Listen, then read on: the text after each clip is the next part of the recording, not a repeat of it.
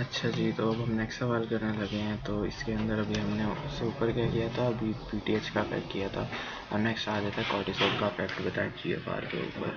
तो जो कॉर्टिसोल होता है ना, इसमें आपके पास हमने कहा था सिम्पैथेटिक नर्वस सिस्टम को एक्टिवेट करना होता है। ठीक है, तो ये सिम्पैथेटिक नर्वस सिस्टम को एक्टिवेट करने का मतलब, सिम्पैथेटिक नर्वस सिस्टम का आपको पता है कि दो तरह के इफेक्ट्स होते हैं। अगर तो हो जाए इसकी माइल्ड स्टिमुलेशन, तो जैसे ही वो माइल्ड स्टिमुलेशन होती है ना, तो उन माइल्ड स्टिमुलेशन की वजह से ना आपके पास ना रेनिन एंजियोटेंसिन सिस्टम एक्टिवेट हो जाता है, और रेनिन एंजियोटेंसिन सिस्टम जाके सोडियम की ना आपके पास रीअब्जॉर्प्शन जो है उसको और ना वो अपटेक को बढ़ा देता है। तो इस तरह आपके पास करके ना इसका माइल्ड के अंदर तो जो जीएफआर होती है ना, वो आपके पास एक तरह से बढ़ जाती है।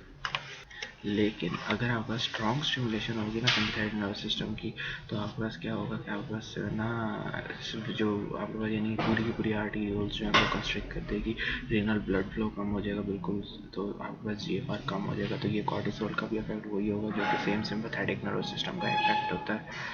उसके बाद आता है विजुअल हाइपरपोलराइजेशन, जो है किस तरह होती है वीएन की। तो इसके लिए आपको सारी सारी फोटो केमिस्ट्री पता होनी चाहिए। क्या होती है आपके पास सबसे पहले कि आपके पास ना जो आपको पता है ये रॉड है, ठीक है, और उसके ये रॉड के ऊपर वाली जगह होती है, फिर नीचे उसकी एक नेक होती है, फिर उसका नीचे सेल बॉडी होती है जिसके अंदर न्यूक्लियस होता है। जो ऊपर वाला आपके पास ना जो रॉड शेप्ड सिलेंड्रिकल स्ट्रक्चर है ना उसका, जिसको हम उसका आउटर सेगमेंट कह देते हैं इसके अंदर आपके पास होता है रोडोप्सिन। ठीक है, वो रोडोप्सिन जो है ना उसके वो किस तरह बनता है, दो चीज़ों के मिलने से बनता है, एक 11 सिस रेटिनल और दूसरा स्कोटॉप्सिन। ये दोनों मिलते हैं तो आपके पास रोडोप्सिन बना देते हैं। अब रोडोप्सिन आपके पास बना हुआ है आउटर सेगमेंट में। जब क्या होता है लाइट से आती है ना, तो आके लाइट ना आके आके आके आपके पास ना रोडोप्सिन जो है ना उसके अंदर ये जो 11 सिस रेटिनल था ना, इसको ट्रांस रेटिनल में कन्वर्ट कर देती है। अब ट्रांस रेटिनल में जब वो कन्वर्ट हो जाता है, तो ट्रांस रेटिनल जो है ना वो आपके पास ना स्कोटॉप्सिन से ना उस तरह नहीं जुड़ सकता जिस तरह 11 सिस रेटिनल जुड़ता है। तो स्कोटॉप्सिन जो है वो अलग हो जाता है। अब जो ये ट्रांस रेटिनल है ना, ये आपके पास डिफरेंट स्टेजेस के अंदर ना ये आपके पास यानी डिफरेंट सब्सटेंसेस में ना ट्रांसफॉर्म होता है। इस सब में किस तरह आपके पास ये ट्रांसफॉर्म होता है, वो आपका ट्रांस रेटिनल जो है ना वो आपके पास कन्वर्ट होता है पहले बाथरोडॉप्सिन के अंदर, बाथरोडॉप्सिन से वो ल्यूमिरोडॉप्सिन के अंदर कन्वर्ट होता है, ल्यूमिरोडॉप्सिन से मेटारोडॉप्सिन 1 और फिर मेटारोडॉप्सिन 2। ठीक है, और उसके बाद फिर मेटारोडॉप्सिन 2 जो है ना वो एट द एंड जाके ऑल ट्रांस रेटिनल और स्कोटॉप्सिन में डिवाइड हो जाता है। ठीक है, अब ये और ना ये इसके अंदर जो मेटारोडॉप्सिन 2 है ना, ये आपके पास ना एक्टिवेटेड रोडॉप्सिन इसको कहते हैं। ठीक है, यानी ये एक्टिवेट हो गया। जब ये जैसे ही एक्टिवेट हो जाता है तो इसने जाके क्या करना है, इसने जाके एक प्रोटीन को एक्टिवेट कर देना है जिसे कहते हैं ट्रांसड्यूसिन। ट्रांसड्यूसिन एक्टिवेट होगा ना, जो ये जी प्रोटीन होता है ट्रांसड्यूसिन, जिस तरह हमने उसमें पढ़ा था बिटर टेस्ट के अंदर गस्ट्यूसिन होता है, तो उसी तरह यहाँ पे ट्रांसड्यूसिन होता है, ये भी जी प्रोटीन है। इसने क्या करना है, जाने जाके फॉस्फोडाइएस्ट्रेस जो है ना वो सीएमपी पाथवे को फॉस्फोडाइएस्ट्रेस को जाके इसने क्या फॉस्फोडाइएस्ट्रेस को जाके इसने एक्टिवेट कर देना। फॉस्फोडाइएस्ट्रेस जो होता है ना, इसका काम आपको याद हो तो ये फॉस्फोडाइएस्ट्रेस जो है ना ये आपके पास जाके सीजीएमपी मॉलिक्यूल्स जो है ना उनको ना वो कर देता है, हाइड्रोलाइज कर देता है। सीजीएमपी मॉलिक्यूल जब हाइड्रोलाइज हो जाएंगे तो वो कम हो जाएंगे। ठीक है, अब सीजीएमपी मॉलिक्यूल्स जो है जब आपके पास ना outer segment of the rod sales के अंदर ना कम हो गए हैं, यहाँ तक आपके पास ये चीज़ हो गई है। जब सीजीएमपी मॉलिक्यूल्स कम हो जाते हैं ना, तो आउटर सेगमेंट में ना चैनल्स होते हैं सीजीएमपी गेटेड सोडियम चैनल्स। तो वो जब सीजीएमपी गेटेड सोडियम चैनल्स है ना, अब वो सीजीएमपी गेटेड सोडियम चैनल्स जो है वो क्लोज हो जाते हैं, तो सोडियम का जो इनवर्ट करंट था ना वो बंद हो जाता है। ठीक है, तो आपके पास डीपोलराइजेशन तो हो नहीं सकती है। तो अब आपका सोडियम जो अंदर आ रहा था ना उन चैनल से, वो सीजीएमपी की मदद से अब सीजीएमपी का सोडियम चैनल तो इनवर्ट करंट खत्म हो गया।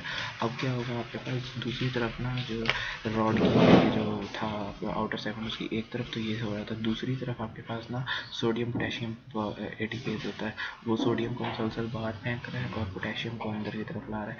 अब आपके पास ना सोडियम मुसलसल, क्योंकि अंदर आपके पास सोडियम वहाँ से भी नहीं आता तो यहाँ से भी सोडियम बाहर निकलता जा रहा है और पोटेशियम अंदर आया जा रहा है। तो ये जो इसका आउटवर्ड करंट है ना वो आपके पास चलता जा रहा है, लेकिन इनवर्ड करंट जो है वो नहीं काम कर रहा।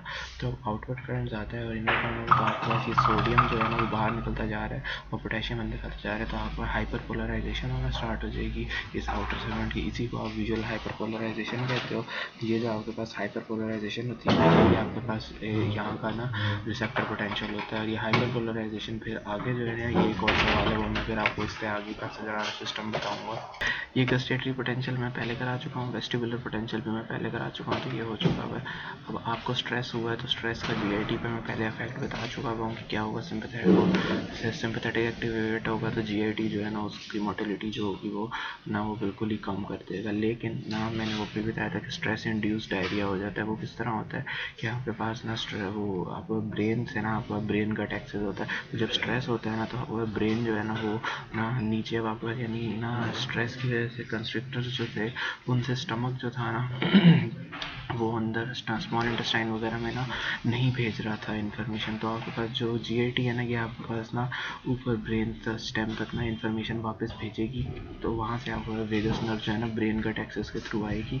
वेगस नर्व आके आपके पास ना जीआईटी पूरी को ना पैरासिम्पैथेटिक सप्लाई देगी, उससे स्टिमुलेट होकर आपके पास ना स्ट्रेस इंड्यूस डायरिया हो जाएगा। ठीक है, तो अगर बहुत थोड़े से समय के लिए स्ट्रेस होगा उसमें आपका कुछ फाइट और फ्लाइट रिस्पॉन्स के थ्रू जीआईटी की मोटिलिटी कम हो जाएगी। लेकिन अगर बहुत लंबे अरसे के लिए स्ट्रेस हो रहा है, ठीक है, यानी एग्जाम का स्ट्रेस 2-3 दिन चल रहा है, तो उसमें आपको स्ट्रेस इंड्यूस डायरिया भी हो जाता है। होम सिकनेस का आपके पास क्या होगा, तो होम सिकनेस में आप उदास हो जाते हो। अब होम सिकनेस हो रही है आपको तो ना आप यानी आपको घर की याद आ रही है, तो आपको अब याद आ रही है तो यानी आपका जो लिम्बिक सिस्टम है ना उससे आपके पास लिम्बिक सिस्टम में जो आपकी मेमोरी स्टोर हुई थी ना पैरा हिप्पोकैम्पल जाइरस के अंदर, वो आपके पास वहाँ से मेमोरी जो होगी ना जो आपको घर की याद दिला रही है वो आपके ना प्री फ्रंटल कॉर्टेक्स के अंदर जाएगी। प्री फ्रंटल कॉर्टेक्स जो है वो आपका बिहेवियर जो होगा ना उसको करेगा कंट्रोल। तो अब आपका बिहेवियर जो होगा तो आपका क्या होगा, पर्सनैलिटी क्या होगी, आप सैड हो जाओगे। ठीक है, आप सैड उदास हो जाओगे कि भाई घर की याद आ रही है, उदास हो रहे हो, इधर उधर हो रहे हो। ठीक है, उदासी जो है प्री फ्रंटल कॉर्टेक्स, अब ये आपका प्री फ्रंटल कॉर्टेक्स जो है ना ये आपको ना फिर बेचैन कर देगा। ठीक है, आपको बेचैन कर देगा। तो अब ये बेचैनी जो होगी ना ये प्री फ्रंटल कॉर्टेक्स हो जाएगी आपके पास थैलेमस के अंदर। अब थैलेमस से होती हुई ना आपके पास अब थैलेमस का जो वो होता है ना डोर्सोमीडियल न्यूक्लियस, उसके अंदर आपके पास वो आपके पास कनेक्टेड होता है वो इस पूरे प्री फ्रंटल कॉर्टेक्स के साथ ना। तो प्री फ्रंटल कॉर्टेक्स से डोर्सोमीडियल न्यूक्लियस में चलेगी। अब ये जो डोर्सोमीडियल न्यूक्लियस है ना ये आपके पास हाइपोथैलेमस से कनेक्टेड होता है। तो ये हाइपोथैलेमस का जो डोर्सोमीडियल न्यूक्लियस होता है ना उसके ऊपर जाएगा। डोर्सोमीडियल न्यूक्लियस जो है ना वो जीआई स्टिमुलेशन करेगा। जीआई स्टिमुलेशन होगी तो गैस्ट्रोइंटेस्टाइनल की जो मोटिलिटी होगी ना वो इंक्रीज हो जाएगी। तो ये था इसका पूरा का पूरा न्यूरोसाइकोलॉजिकल ट्रैक्ट।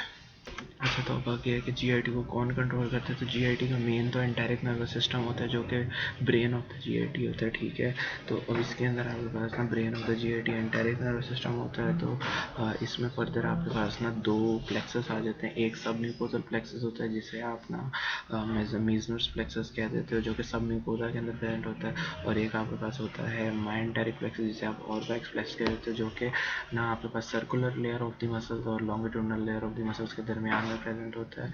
ठीक है, ये आपके पास ये अब आपके पास जो सब म्यूकोजल प्लेक्सस है ना क्योंकि सब म्यूकोजा में ग्लैंड्स प्रेजेंट होते हैं तो ये ग्लैंड्स को स्टिमुलेट करके स्क्रीशंस करवाते हैं जीआईटी की। इसके अलावा वहाँ पे आपके पास ना ब्लड वेसल्स होती हैं तो ब्लड वेसल्स को डायलेट करवा देता है। इसके अलावा जो वो है ना माइंटेरिक प्लेक्सस है वो आपके पास ना क्योंकि मसल्स के साथ लगा हुआ है तो वो आपके पास उन मसल्स को कॉन्ट्रैक्ट रिलैक्स करवा के जीआईटी की मूवमेंट्स करा रहा होता है। ठीक है, आपके पास एंटायर नर्वस सिस्टम हो गया। अब ये तो इंटरनल सिस्टम है ना, इससे बाहर से आपके पास ना जो स्टिमुलेशंस आएंगी ना इसको यानी जो असिस्ट करेंगे वो करेंगे सिंपैथेटिक नर्वस सिस्टम और पैरासिम्पैथेटिक नर्वस सिस्टम। जो आपके पास सिंपैथेटिक नर्वस सिस्टम होंगे ना वो क्या करेंगे आपके पास वो आपके पास सिंपैथेटिक नर्वस सिस्टम का भी मैं इतनी दफ़ा बता चुका हूँ। आपके पास सिंपैथेटिक नर्वस सिस्टम जो है ना वो जाके आपके पास इसने जाके पेरिस्टालसिस भी बिल्कुल कम कर देनी है, टोन भी पूरी जीआईटी की कम कर देनी है। इसके अलावा इसने जाके आपके पास स्फिंक्टर्स जो है उनको कंस्ट्रिक्ट कर देना है और डाइजेस्टिव स्क्रीशंस को भी कम कर देना है सिंपैथेटिक नर्वस सिस्टम में। और इसका पाथवे क्या होगा, तो स्टार्ट किस तरह हो गया आपको पता है। सिंपैथेटिक नर्वस सिस्टम जो है वो जाके आपके पास ना वो T5 से लेके L2 तक के जो आपके पास ना स्पाइनल कॉर्ड के लेवल्स है ना उनका जो लैटरल ग्रे हॉर्न है उधर से स्टार्ट जो कि इंटरमीडिएट हॉर्न भी होता है उधर से स्टार्ट होंगे, उससे जाएंगी जाके साइड पे जैसे सिंपैथेटिक चेन होगी उसमें जाएंगी, उससे उसके अंदर साइनैप्स नहीं करेंगे, उससे होती भी आपके पास इन्होंने जाना है आगे। और जो आपके पास ना वो होते हैं ना प्री वर्टिब्रल गैंग्लिया कह देते हैं जिनको हम, जैसे सीलिक गैंग्लिया हो गया, मेसेंट्रिक गैंग्लिया हो गया, हाइपोगैस्ट्रिक नाम गैंग्लिया। इन गैंग्लिया के अंदर जाके साइनैप्स करेंगे, इससे निकलेंगे पोस्ट गैंग्लियोनिक फाइबर्स जो कि जाके जीआईटी के ऊपर जाके लगेंगे और जाके उसमें सारा का सारा कर दें। तो ये इसका पाथवे भी हो गया है। इसके अलावा अगर हम देखें ना, तो अब सिंपैथेटिक के अंदर आपको पता है कि कौन से रिसेप्टर्स होते हैं। सिंपैथेटिक का जो प्री गैंग्लियोनिक वाला जो ना प्री गैंग्लियोनिक फाइबर जहाँ पे आके लगता है, उसके लिए जो रिसेप्टर होता है वो आपको पता है कि क्या होता है, वो निकोटिनिक रिसेप्टर होता है। और आगे भी आपके पास जो लगता है ना, और इसके अलावा आपको पता है कि ना जीआईटी के ऊपर कौन से रिसेप्टर्स वो पोस्ट गैंग्लियोनिक के लिए पड़े होंगे, तो वो अल्फा 2 रिसेप्टर्स होते हैं सिंपैथेटिक नर्वस सिस्टम में।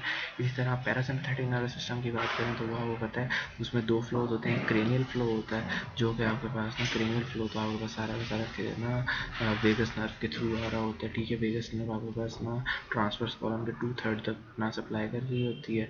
और दूसरा जो होता है वो होता है S2 S3 S4 जो कि ट्रांसवर्स कॉलम के 2/3 से लेके एंड तक आपके पास ना एनल के ना अपर पार्ट तक सप्लाई कर रही होती है। तो ये सारी S2 S3 S4 इसको सप्लाई कर रही होती हैं। तो ये S2 S3 S4 इनका काम कर रही है, इसमें पेरिस्टालसिस भी बढ़ा देना, टोन भी बढ़ा देनी है, स्फिंक्टर्स रिलैक्स कर देगा, इसके अलावा डाइजेस्टिव सिक्रीशंस को भी बढ़ा देगा पैरासिम्पैथेटिक नर्वस सिस्टम।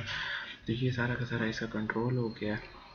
और इसके अंदर भी रिसेप्टर्स कौन से होंगे, तो ना जो इसका पाथवे जो होगा तो वेगस नर्व का तो आपको चलो पता है कि वो तो सिंपल सा ही होता है, उसमें जाके एसिटाइलकोलिन रिलीज़ कर देनी है।